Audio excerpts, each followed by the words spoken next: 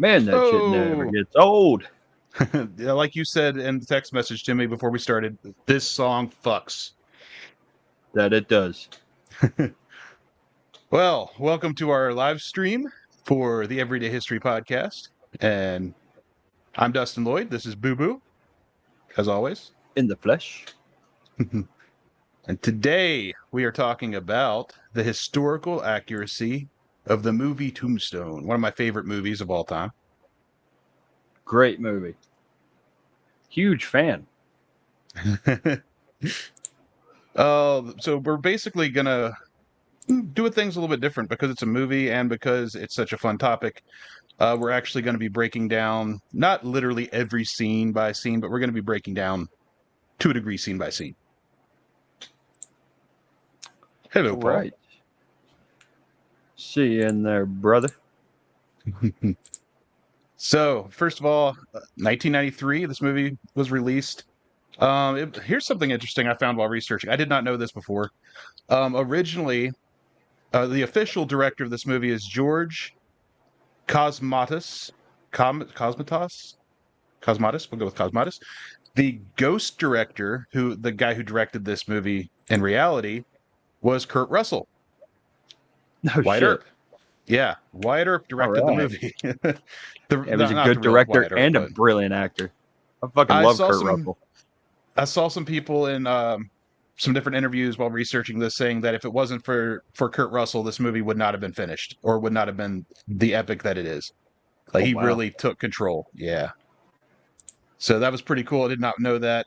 The runtime's about 130 minutes, and it's set in Tombstone, Arizona territory in 1879 through 82. And, of course, the core conflict is the Earps versus the Cowboys. Law and order versus chaos.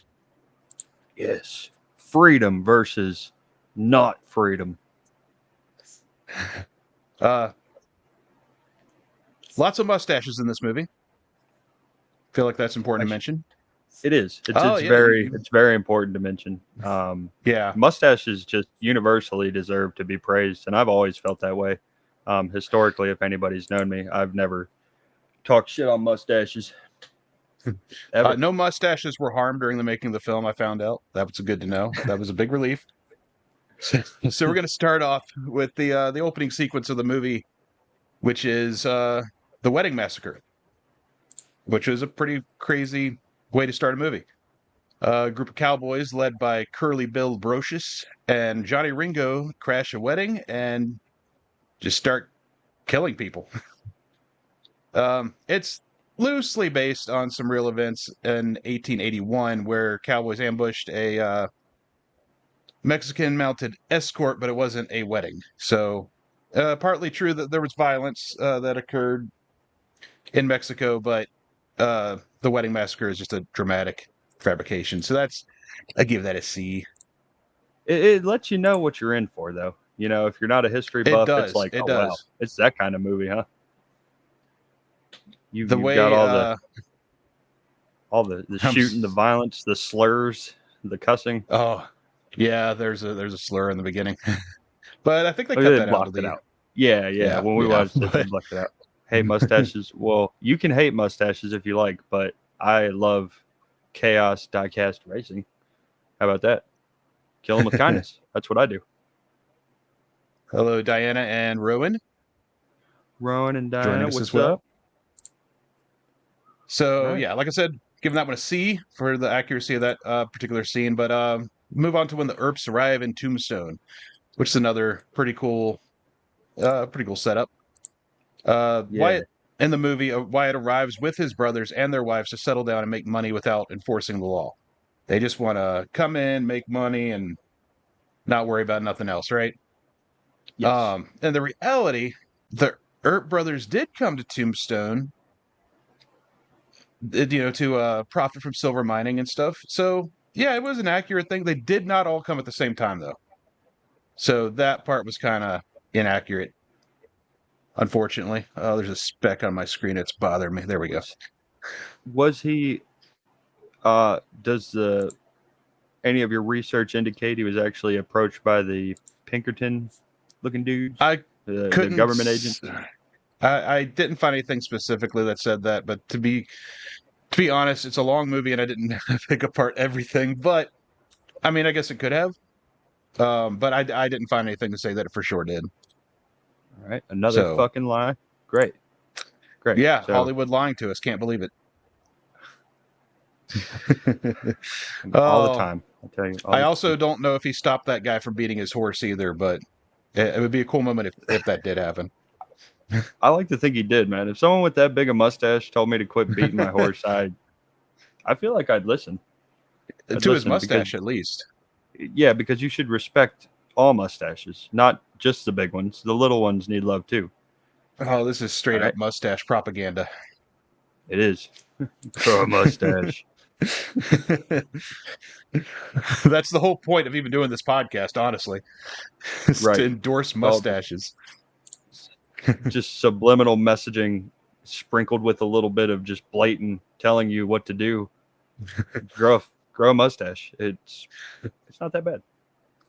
Now, here's this next point is somewhere where I found it was a real weak point of the movie was a very strong character with a very weak mustache, and that was Doc Holliday. I know it's a hot take, probably. Yeah, people are probably going to hate you for saying that. I've lost a little respect for you for saying It's such okay. blasphemous words. Yeah, I don't really matter. Mustache, Rowan says. Horses. What We about love the all horses? animals here. Yeah, we love love them. horses, animals. I've got a cat And- right behind me, and I'm not going to show her because she's sleeping. All right. So Doc is first introduced in a saloon, already sick, but gambling, and gets into a fight with Johnny. No, not Johnny Tyler. He gets in a fight with Ed Bailey. And from what I found, I think he did kill Ed Bailey. I wrote something wrong here in my notes. I wrote down Johnny Tyler. That's later. Doc was indeed a gambler, a gunslinger, and known for his sharp wit and his poor health. And at this point, he was sick. Yeah, and he show the cat. I can't show the cat right now. Oh shit! I love how caveman you put that show cat. I read it as it said it. Thanks, Rowan, making me sound like a caveman on here. Show cat now. Show cat now. Me person, you cat. All right, so Doc's got TB, and that's sad.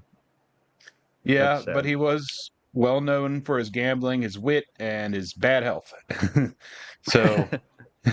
So the way they portrayed Doc Holliday, from what I could find, is pretty spot on. Of course, it's a movie; some things are dramatized, but it's widely agreed that it's a very accurate portrayal. So I'm going to give that an A. Right. So All right. great job on that I'll give one. it Of an A course, too. of course. Yeah, Nice why job. not? They deserve it. Oh, that's not what I meant to do. All right, that'll work. Trying to move something around on my screen so I can read and watch earlier or easier, but should have done that before we started. I didn't think to. Not happening. So we'll move on to the lawlessness in Tombstone. In the movie, the Cowboys rule Tombstone, wearing red sashes and intimidating people in the town. In reality, they were real, but they were more of a loosely organized criminal element that they kind of got involved with cattle rustling and stagecoach robberies and just general violence. The red sashes are debated. I've seen several things saying that they had some type of identifying marks. One documentary I watched said that they wore hats with rattlesnake skin band on around it. So I couldn't find anything to say for sure what the actual identifying thing was. So it's mostly accurate the way they portray the Cowboys, but they're slightly more cartoonishly evil in the film, for being honest. Did Doc cheat at cards? You know what? I'm gonna find out because I don't think I asked that specific question. That's a good question. Did he cheat at cards? Probably.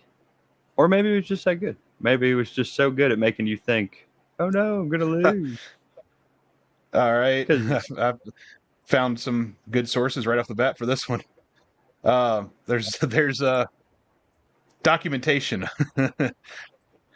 A short answer, yes. Doc Holliday was known to cheat at cards. He was often associated with cheating in games, and there are multiple accounts and reports that confirm his behavior. For instance, he was described as a stone killer and a whoremonger, indicating a reputation for cheating in various forms of gambling. Additionally, there were instances where he was involved in arguments over card games, furthering supporting the notion that he was a cheater. So yeah, that's a good one. Pretty bad one too. Some that's might funny. say he deserved to get sick. I don't know if I go that far. Paul's gonna burst into your room and whoop your ass.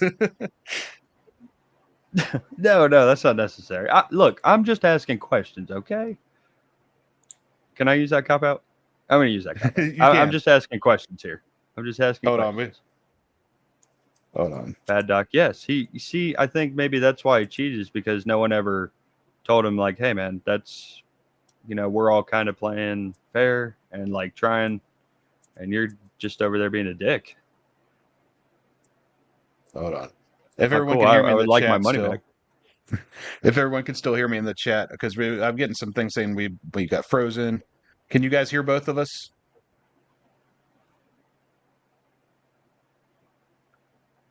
I can hear you. I can hear me. I can hear you. Paul says, "Whoa, you can make a pop up on screen." Yeah. That's everyone accused of cheating at cards back then. You're right. I mean, yeah. But that's fair. I think the fact that he was called that while playing games probably had something to, I don't know. Shut up, Paul. No, I'm joking. No, he had a reputation for cheating though, and everybody cheated in cam games. So you guys can hear us. Yes. Okay, yeah, we can hear you. Good. Now everybody's I know there's a slight delay in our chats because of the way it's time. There's like a delay, so it took them a minute to hear us. So as far as the lawlessness in Tombstone, like I said, like we were just going over, that's B, almost a C, probably B minus. We'll say B minus. B minus. Yeah. Because there's some inconsistencies. It ain't cheating if you don't get called. That's That's true. That's probably why he cheated so much. He probably, they just assumed he cheated a lot. I'd like to imagine him like cartoonishly, blatantly cheating, and nobody really wants to call him out on it because A, they feel bad for him, he's sick, and also because he's deadly. Right, so he's like blatantly cheating and pistols. And occasionally someone just gets too drunk and calls him a whoremonger or something, and he just goes after him. He's like, "You're damn right." I do say I am a killer, sir. I'll I'm a monger cheetah. your whore. What? I don't know. Exactly, sir. Exactly, I said good day, sir. said Dr. Pepper. Hey, I went to school for like 12 years for this shit, man. Come on, give me a break. That's it, Dr. Pepper. That's a great insult. I'm going to throw that on the stream too because that's funny. that was good. Damn it. Oh, so moving on, Virgil becomes Marshal of Tombstone. In the movie, That's he reluctantly takes Sam it up. Elliott, right? That's Sam Elliott. Yep. Probably the coolest mustache in this entire movie, if we're being honest, because it for sure was a real mustache. I've never seen him without it.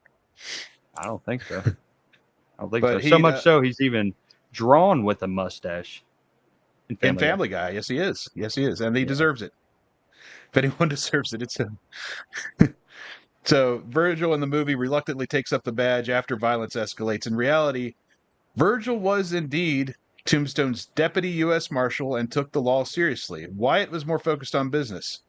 And the movie, I felt, accurately portrayed that from what I found. So yeah, got to give him an A for that because it's, from what I found, pretty spot on. Of course, we don't have every little, Yeah, there's no like quote. 1-for-1 to compare it to, I guess. It's not like we were able to film these interactions, but the way they portrayed it felt like what everyone said it was. So yeah, just wait till we get Moving- AI.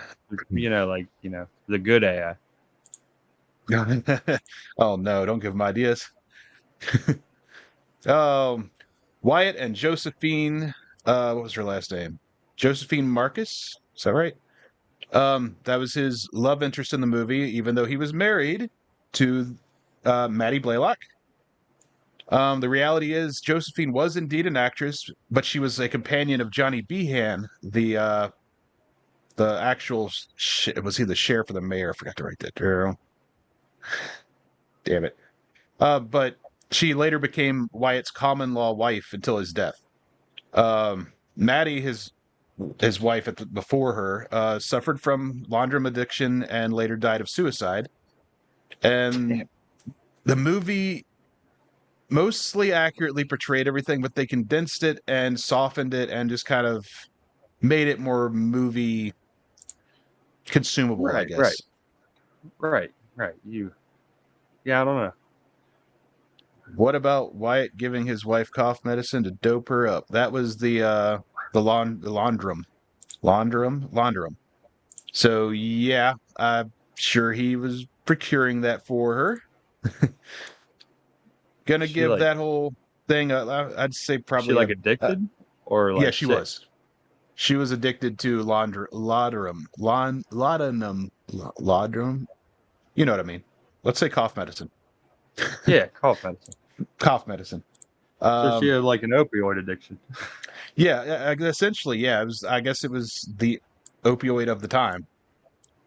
Right. So I'm going to confirm that because I didn't even think of it like that. That's a great. Yeah, it is. It's a mixture of opium and alcohol.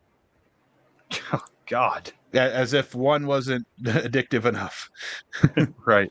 This will knock the fucking cough out of you. Yeah, it sure will. You want to take some ghosts and leeches with this too. Right. Swallow the leech. It's got to work from the inside. It'll pass. We're going to give that section a B+. I'd give it better if it didn't soften things and make it more consumable, but at the same time, it was as accurate as because it could have been for a movie, I guess, without losing its appeal, I guess. Wasn't it like heroin? Yeah. And damn, she was fucked up. Yeah. Not putting those on the screen. You're fucked up. All right, and Wyatt becomes a reluctant lawman again. If you remember, Wyatt reassumes law enforcement role only after his family is targeted, which we'll get to later. The reality is he was never officially the town marshal, but he was deputized during the events leading up to the shootout and afterward during the Vendetta Ride. So emotionally accurate, legally a bit fuzzy is the best I can describe it. I'm afraid I used that word that fuzzy. Anyway, you said it. You said it. give that accuracy a B because it was not entirely.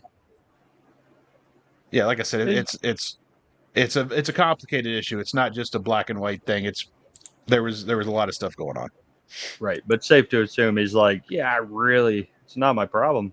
I really don't want to do this. We didn't come here to be the part of it was law. very accurate. Yeah, that part was very accurate. He did not want to get involved.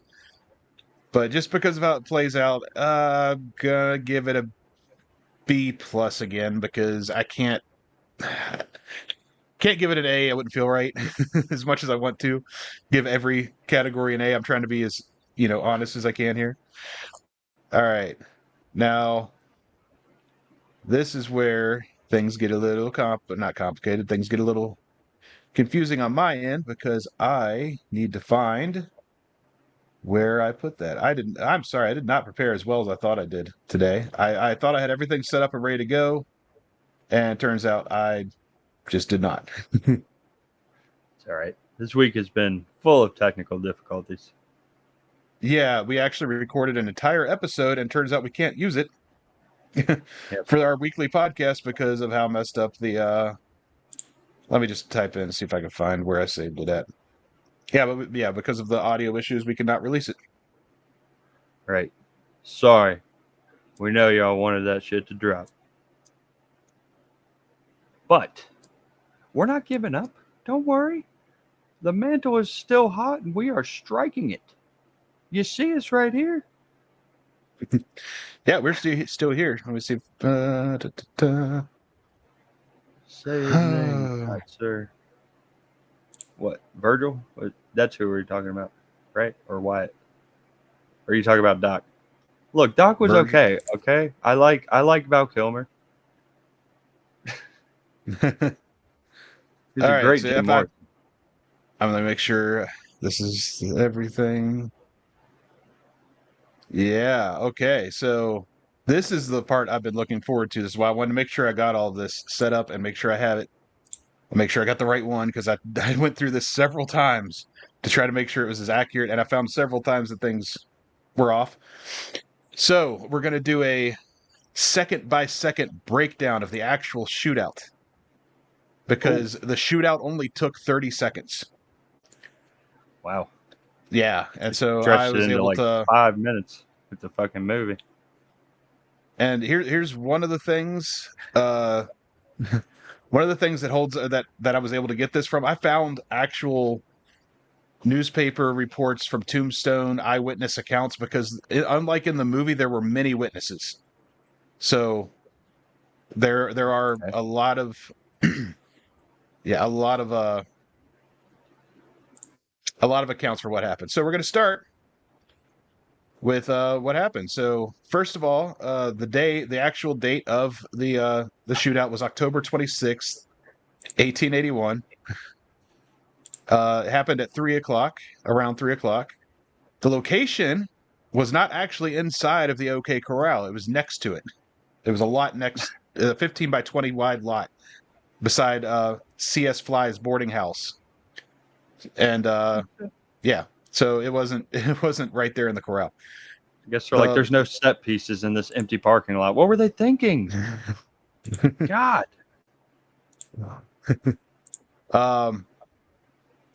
The people involved were Virgil Earp, who was the marshal, Wyatt Earp, Morgan Earp, and Doc Holliday. That's spot on accurate. That was the four of the Wyatt or the Earp and friend, Earps and friend. Paul said his father did not shoot first. He would like to put that on the record. His father being is Holliday. he claiming Doc Holliday is his dad? He is, and I who am I to not believe it, man? I can't dispute that. I feel like if you can't dispute it, then it is true. Just if I argue back, it's on me. if I argue back, then it's on me to prove him wrong, and I can't do that. That's right. That's right. The Cowboys involved were Billy Clanton, Tom McClory, Frank McClory, Ike Clanton, Billy Claiborne, and the last two were unarmed and tried to flee. So And flee they did not, right? flee they kind of did. So, Okay, of course, the all film version, highly dramatic with slow motion, snarling threats, and classic one-liners. And it depicted more of an open area behind the buildings near the corral. It was actually on a, like I said, like a lot, in between, what's his name? C.S. Fly's boarding house and another building. At exactly 0 seconds, how this started off was the Earps approached the lot. Virgil tells the Cowboys to surrender their weapons. In the movie, that's what happened. Throw down your guns. Yep. It was reported that he did actually say, "Throw down your guns. We've come to disarm you," something to that effect.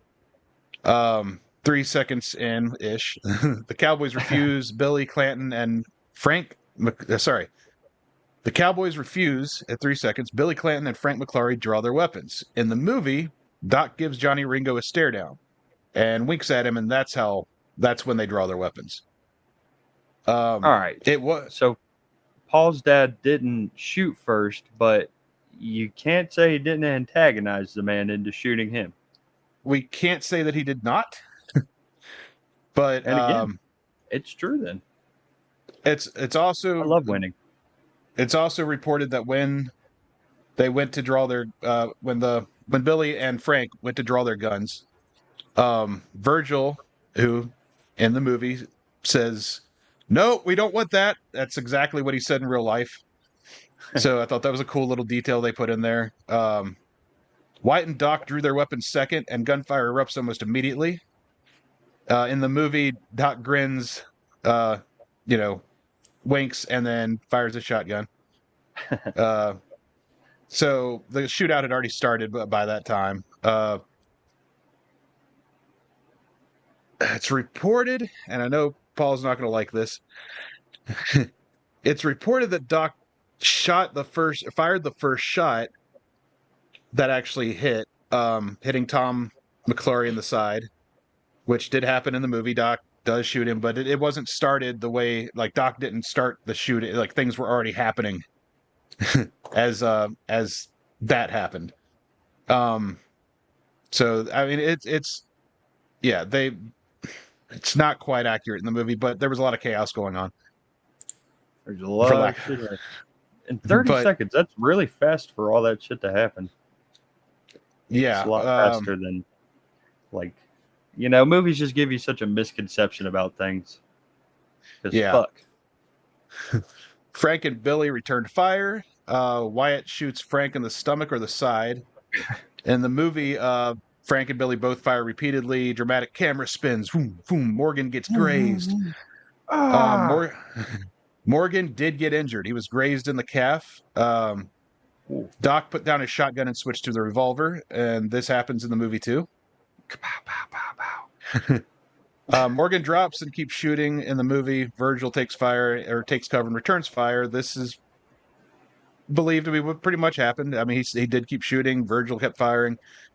Ike Clanton runs up to Wyatt and shouts, I'm unarmed.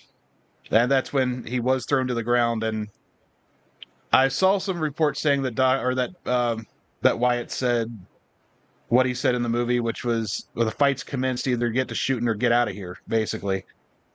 That was reported by some witnesses, but not everybody. So I think he probably did say line. It. Yeah, I did like that line. Start shooting, get the fuck out of here, man. Okay, I'm leaving. Now, when he ran into the building and he starts shooting through the window, right? That didn't really happen. He never fired any shots at them. Okay. Yeah, he's a coward. He just ran, let everyone get slain in the streets. Billy Clanton, who was already shot, he continued firing. and he eventually collapses. Frank tries to flee, gets shot down in the street by Wyatt. Uh, Tom stumbles out and dies behind the boarding house, but in the movie he dies earlier. He drops after the first shotgun, or after he gets hit with the shotgun. In reality, he did survive for a few minutes at least. Yeah, and basically that's how it ends. The last one dead. So a lot of chaos. It was very, very hard to research that. But Hey, you got it out though. yeah, yeah. According to history, and I'm going to break down a little bit of why things, some of the like bullet points of what I had. At the start of the fight, the Cowboys drew first. That was debated in court. So I don't know what to tell you there. So it looks like Paul's dad is off the hook. Kind of. Yeah, and court testimony. Yeah, the Cowboys drew first. You see that the legal system fought. Never mind. No, I lost it. Sorry. Now, there's some famous lines in this scene that everyone, because like I said, a lot of one-liners. I forget which character said it exactly. One of them says, "You die first." The other one says, of course, Doc says, "I'm your Huckleberry." The only line in that scene that I could confirm, besides the ones I've already said, the only thing I could find confirmed that Doc actually said by witnesses, and I love this, is after he shot one of them, I forget his name. I could see the scene in my movie. The guy holds up his gun to shoot Doc at like point, they're like right next to each other, and Doc does say, like he did in the movie, "You're a daisy if you do." And yeah, that's why. Why is your message pinned? I have no idea. I don't see it pinned. Let's see if we can. If you see it, let me know. I don't see it. Where's my comment pinned? We're gonna find Don't it. know what you're talking about, Rowan. And to answer your question from earlier, Paul, no, a guy should not be guilty just because he's a great shot. I'm not seeing any pinned message. Oh, I see it. Why is it pinned? Rowan, How did it get pinned? Oh.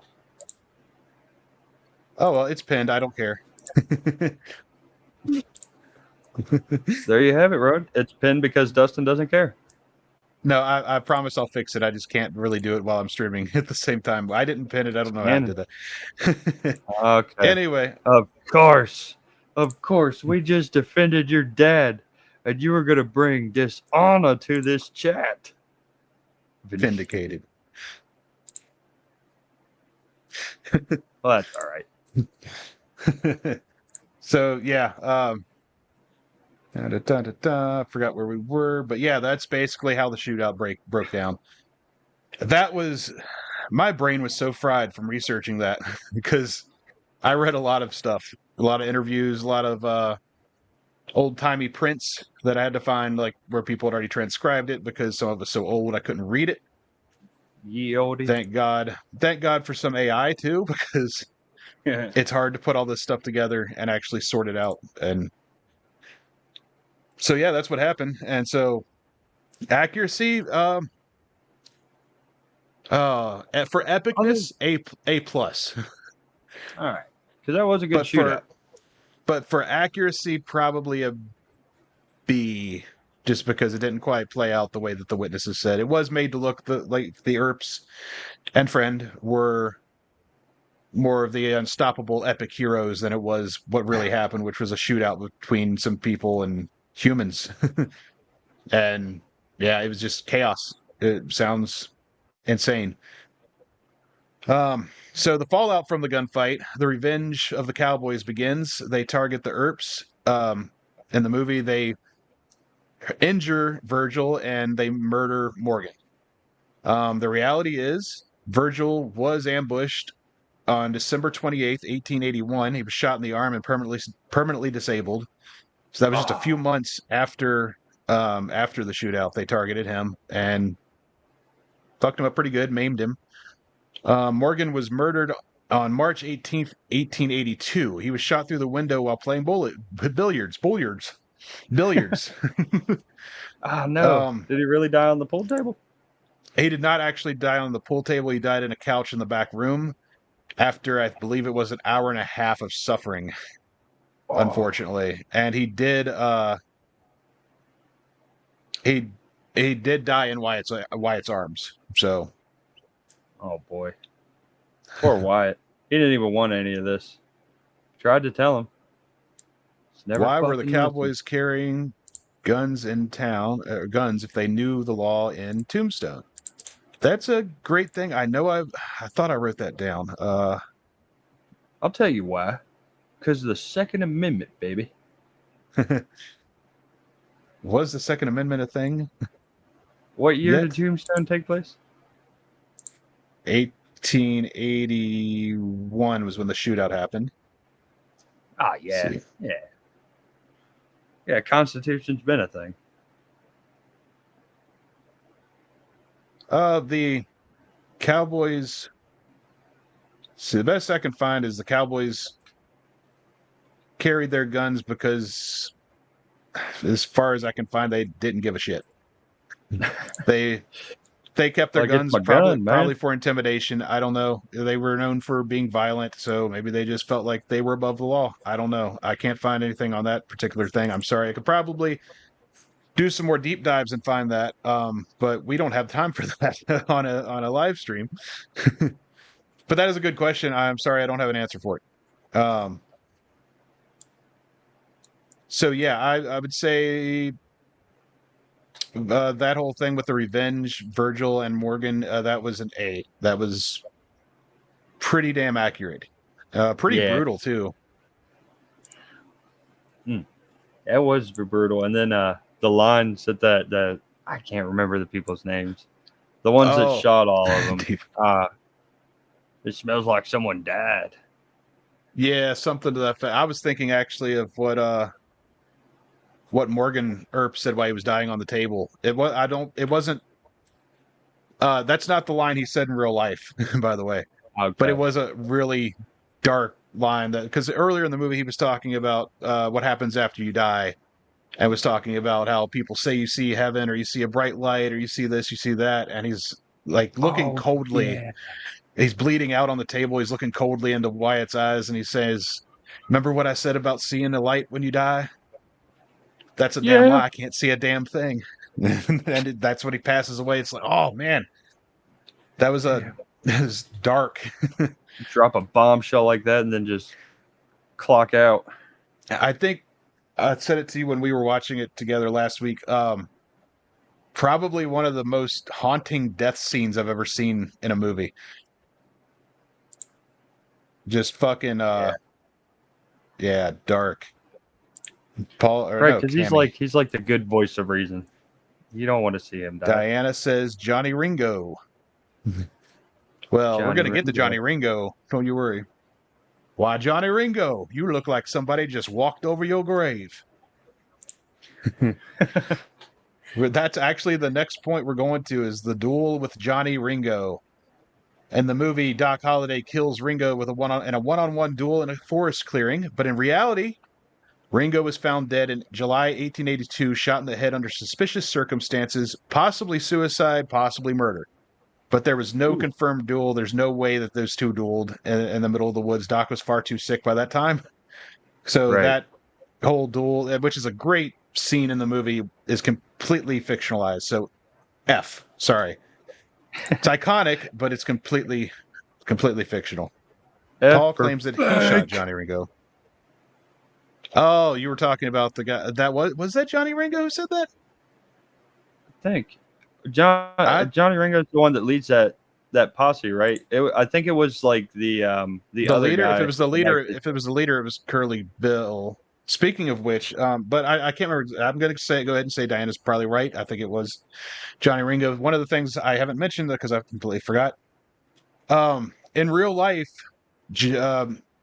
Curly Bill was not the leader of the Cowboys. Ike Clanton was more considered the leader. And in the movie, he's portrayed as a bumbling idiot. But he was more of a coward than an idiot, and he betrayed the Cowboys in some ways. He was worried that would come out. There's a whole thing, and that's actually what built up to all of this, is because he accepted money to turn in a cowboy or something. He was trying to cover this up because he accepted that money from not Doc Holliday, from Wyatt Earp.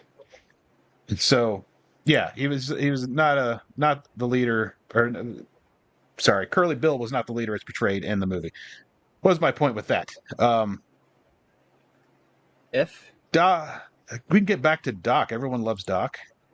Doc's death in the movie, he dies in a Colorado sanitarium. I don't remember if they actually specifically say Colorado. I felt like it was. He was talking to Wyatt one last time. He dies like right after, I believe. In reality, he did die in Colorado in 1887, but Wyatt wasn't present. Doc supposedly died with a little joke about dying in bed. He looked down at his feet and saw that he wasn't wearing his boots and said, "This is funny," referring to how he thought that he always thought he'd die in a gunfight or somebody murdering him. He thought he would die with his boots on. So it's touching and kind of, I don't know. There's an essence of their friendship in it, but it's more played up for the drama of, he just said goodbye to his friend, and that's not what happened. So, right. I'll give it a B+ because the essence of reality was there, not so much the facts. Right. Give it a B-. Dad was the best day of his life. He gave me his boots. Still wear them to this day.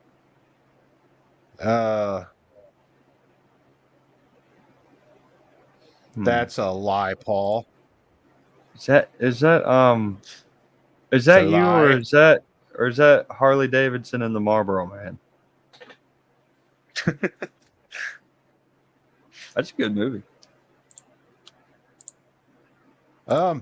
So that's, I felt like there was something else, and maybe I forgot to write it down. I felt like there were some other things I wanted to go over before we get to this next segment, but I can't remember them, and it's probably not real. It's probably something I started and was like, it's a waste of time. We'll circle back to it if it pops up. Yeah. For the first time ever on our live stream, as far as I can remember, we're doing a personal lore time. Oh, shit. And we don't have the music. Don't have the music. It's I'm not going to do the whole thing. Lore time.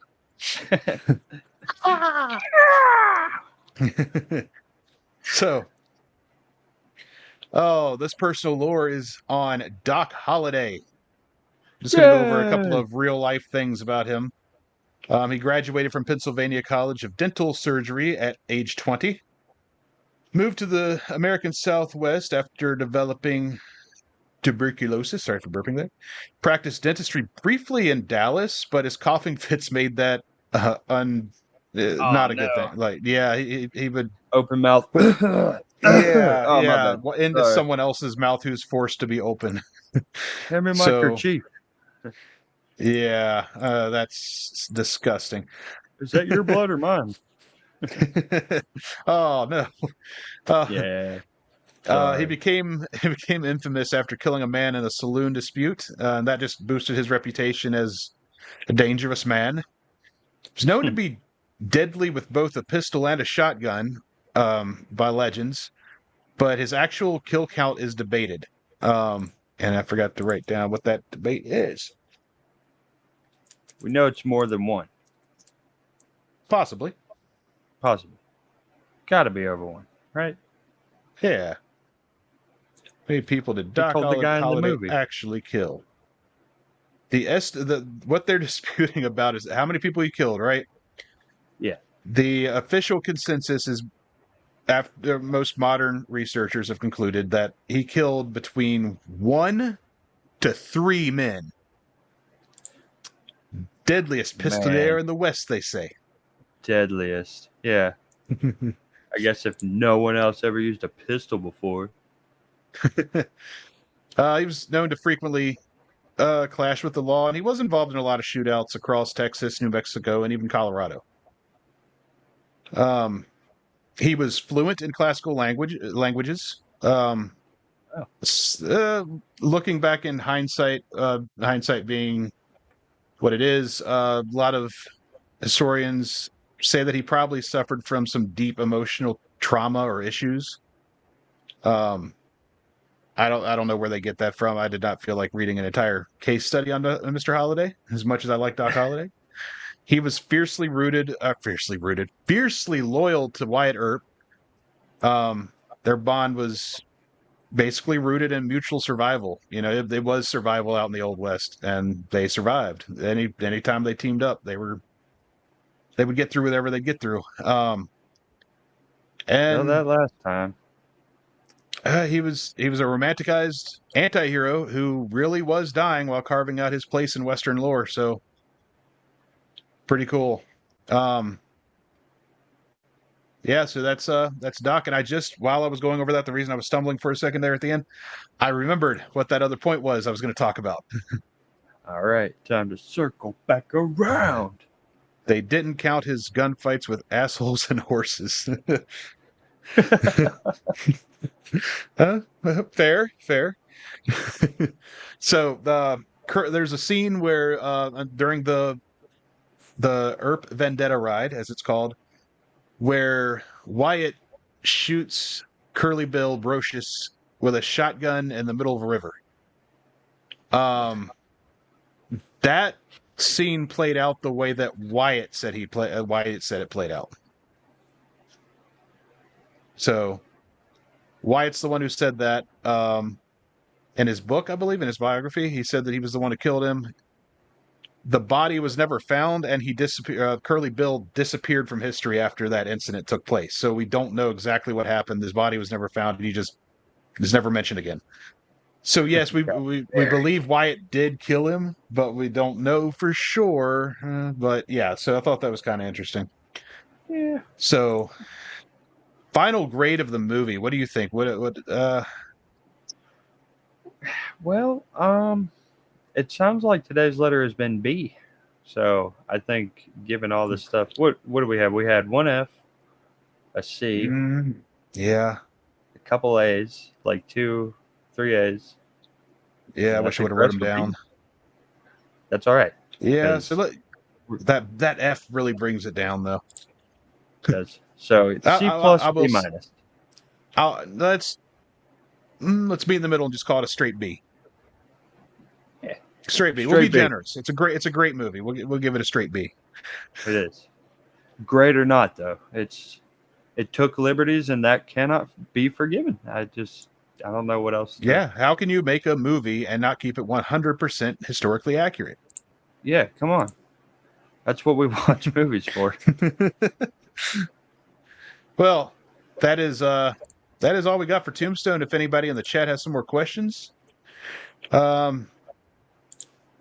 See, did we get to all the ones that were in? This is not true. This right here is not true. Really, Bill moved to Mrs. Oh, pink tutus only, he says. I believe we've answered every question that everyone's had so far. We'll give it a couple more.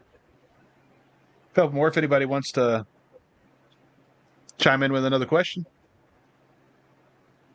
I wonder how cool it would have been to live back then. It's as a movie for not for historical accuracy, but for like just as a movie, A++. I agree with that. A++. Because it's not a documentary. That's 100% right. Yeah. Yeah, that's true. What were I'd you be saying? Questioning how Kurt Russell can be in 1891 and I don't know. Anyway, what was I going to say? I wonder how cool it would have been. Like sometimes, people toss around the phrase like born too late or whatever. So I just wonder sometimes what it would have been like to be on the outskirts of like civilization and the law and stuff, and to see that kind of make its way out there to where you grew up and or whatever. I don't know. It, But you know what I mean? yeah. It was. It's a time I know we've romanticized the Wild West a lot as a society because it's pretty cool to look back at, and of course, it was turned into all sorts of there's all sorts of fun stuff written about the Wild West. Of course, we got Red Dead Redemption, which was a topic here that shows our love for the Wild West still. It was Yes. a dangerous time, though, not just because of people. It was, yeah. I mean, Doc It shows it was with medicine wild. was medicine was rough. I've got a couple of questions in the chat, and I'm going to take a look at them real quick. What kind of gun did Doc Holliday carry? It's a good question. Yeah, it's a good one. What was one of Doc's horse's names? All right.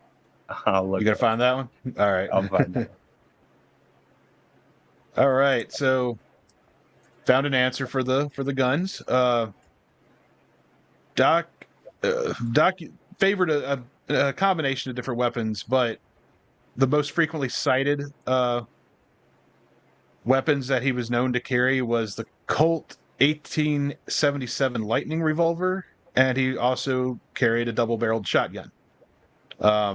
He pretty much always had that 1877 Lightning revolver on him. Don't know if he carried two like he did in the movie, which I didn't even think about that until that question came up.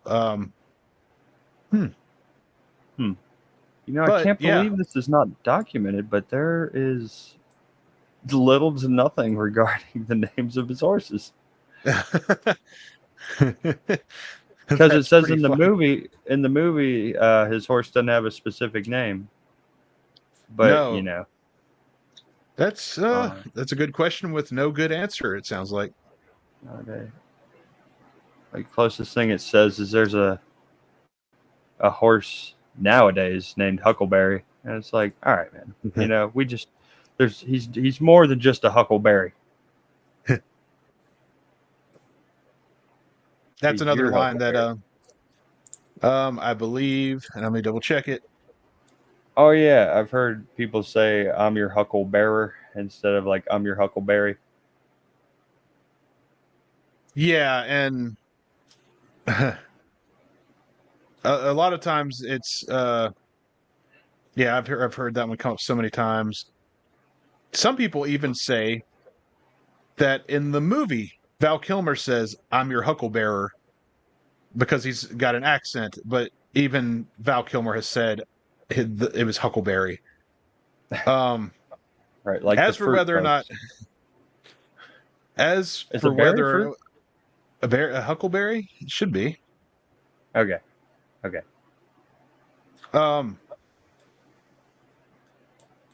I feel like I found that he might have said it, but I can't find where I wrote that on that source at. Help us, Chat GPT. Well, I've tried Googling it, and it just brings up Val Kilmer. So I don't know. Right. Well, Val Kilmer said it. I mean, he played him, so he's kind of got the most say so. If Val Kilmer said it. Yeah. Well, And we'll go with Mr. Kilmer. we remember earlier, if you can't dispute something, it becomes true. He definitely is. He definitely said it. Let's just agree on that. Okay, we'll agree on that. He did. He said something. You're Huckle something. Did Doc ride English or Western saddle? Are you fucking kidding me, Paul? What kind of fucking question is that? I guess I'm gonna have to find out. It's a brilliant question. Is what it is. How do you think of that question? What if he said, "I'm your Huckle baby," and same thing, the accent. I'm your Huckle baby. That he deserved to have tuberculosis.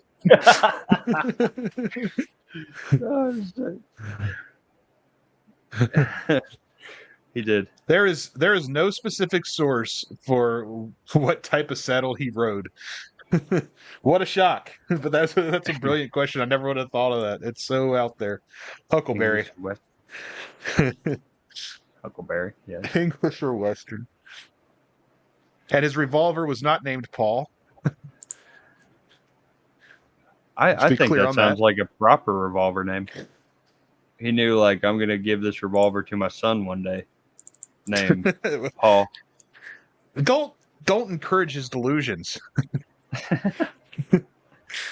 There's no discouraging it though. So if you just beat him, join him, and I know when to.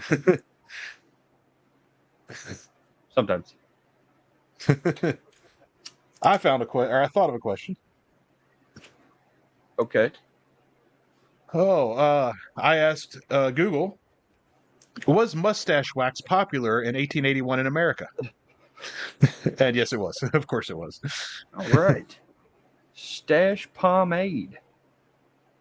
Yeah, various pomade products were very popular, including mustache wax. So yeah. Did a lot of people carry guns in the 1880s?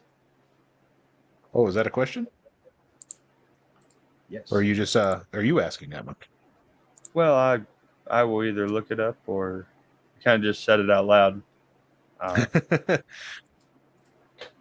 But now, There you have it. Paul's flawless logic.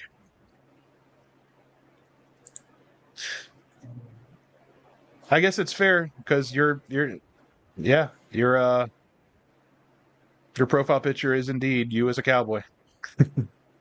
So I can't disprove that that's not a real picture of you in the Wild West. Talking to Paul. Okay, here's something. Got some answers? So I Googled in very basic and stupid dialect, did a lot of people carry guns in 1880? And so that just a little AI overview says, while guns were relatively common in the United States during the 1880s, especially in rural areas, it's inaccurate to say that a lot of people carried them in the sense of constantly being armed. Ownership was widespread, but open carry in towns and cities was often restricted. Well, maybe I should have put in the West because I feel like it's like, yeah, no shit, you can't just fucking carry a gun in a crowded city. That's dumb. Right. Especially when everything's so tense and on edge. Huh. Okay. Paul asked a question. Did you see that question? What was Doc's favorite drink? It's apparently from several sources I found. Supposedly, there was a drink he preferred called Old Overholt Rye Whiskey. A couple of sources here say that was his favorite thing to drink. A straight shot. I guess That's they didn't what it have much sounds shit like. to mix it with. Yeah. And they probably wouldn't have mixed, or you'd have got shot probably. Sad. You know what? Yeah, you're probably right on that. Were mixed drinks a thing in the 1880s? Actually, I think that started because of Prohibition, but I'm actually looking at that right now. Okay. Mixed drinks a thing.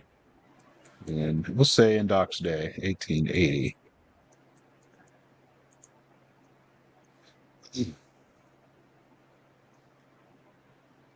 Like, because people had to know it tasted like shit, right? It can't just be me. They were mixing some drinks in 1880. The first example I see is a drink called the Manhattan Cocktail, which was created in the 1880s. It was very popular in New York's high society, so that doesn't really answer the Old West, though. But yeah, I was wrong. Yeah, mixed drinks existed before Prohibition. All right. It did always taste like shit. Tasted better back then. Yeah, probably. That's probably true. Probably true when it wasn't all mass produced and shit. And blah, blah, blah. I actually don't know how the liquor industry works. But I see there's a lot of bottles on shelves and a lot of alcoholics, so I can only assume it's mass produced. Not that I judge or anything. Let's see. In the Wild West, according to a couple of different sources. I'm just going to read this one. In the Wild West, mixed drinks were indeed a thing in 1880. Saloons offered a variety of drinks, including fancy mixed drinks, especially in wealthier communities. So probably not so much in the cow towns, from reading that. Right. You're like, you're lucky we got this. The I don't popular like it. drinks Go drink were some dirty water. the gin sling, the mint julep, and the whiskey punch. The prices for these varied, with whiskey usually costing around a quarter and beer around 10 cents a glass. And as was everything back then, it was served room temperature. Oh. To do a podcast on how many men did Wyatt arrest? That's a great question. What a handsome question, sir.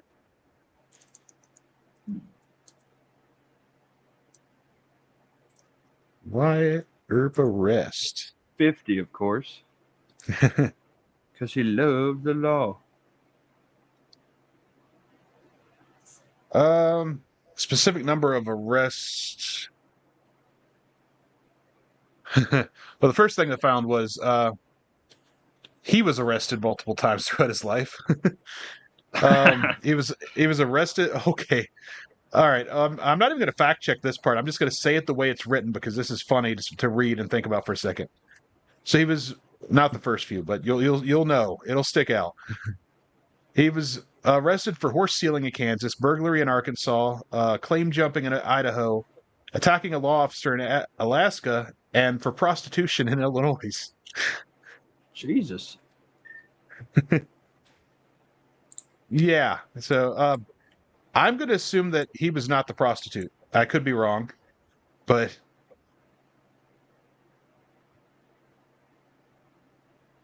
I don't know. I can't find anything on how many people he arrested, though. So anyway, if anyone else have any more questions, because yeah, we hit the 7 o'clock mark. I didn't even realize that. We've done pretty good. We're 7. That's an hour and 5 minutes in because no, it's an hour in, isn't it? Exactly an hour. Counting the 5-minute timer. Yeah. An hour and almost 1 minute. Yeah. Just straight facts. Historically accurate.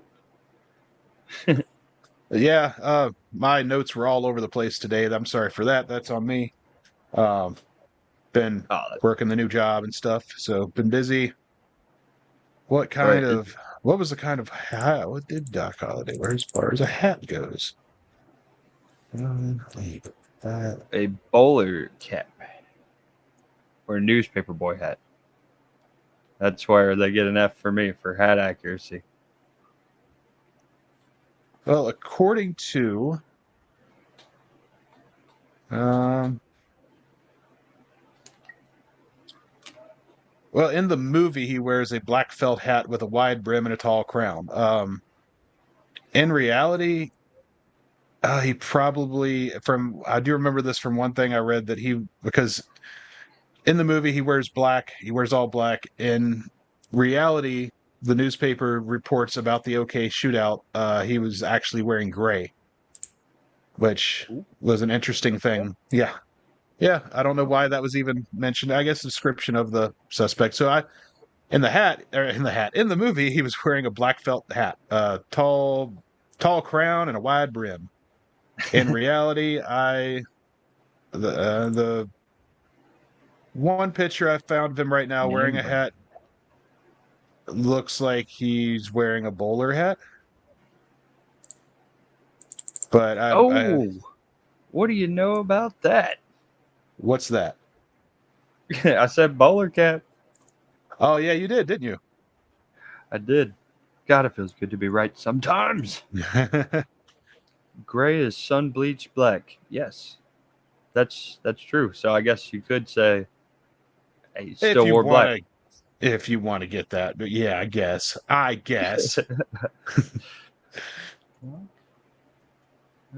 right. Well, you have anything else, Boo Boo? I don't think so, because like I've told you, that was the first time I watched Tombstone in quite a while. and I did a shit job of paying attention to it. So I trust what you say. I believe like you. a kid these days knows in their phone. Yes, millennial here. Sorry, Paul's got one more question, and then we're gonna hit the road. God. Did Curly Bill have curly hair everywhere? I don't know. Yes. Yes. We're gonna say yes. Yes, yes. Thanks for joining us, guys. It was matted. It was matted.